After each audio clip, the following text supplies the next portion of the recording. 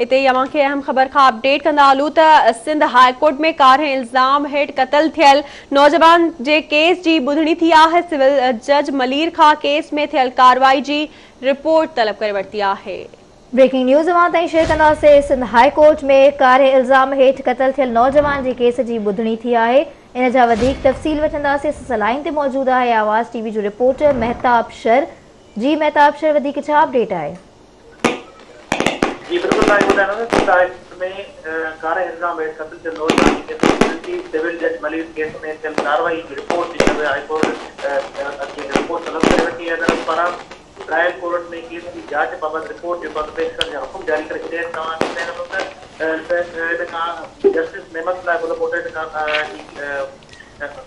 उमे हबीबा खां जेका सवाल पुछियो हुयो त छा तव्हांजे मुड़ुस खे कंहिं क़त्ल कयो? हुन इल्ज़ाम ते चयो त मुंहिंजे मुड़ुस खे जेका मुंहिंजे माउ मुंहिंजे पीउ ऐं मुंहिंजे भाउ जेका कंहिं क़त्ल कयो कहिड़ा जेके बयान कलम रिकॉर्ड कया आहिनि ऐं जेका रिपोर्ट अचण बाद जेका फैसलो ॿुधायो। जी वॾी महिरबानी अपडेट करण लाइ।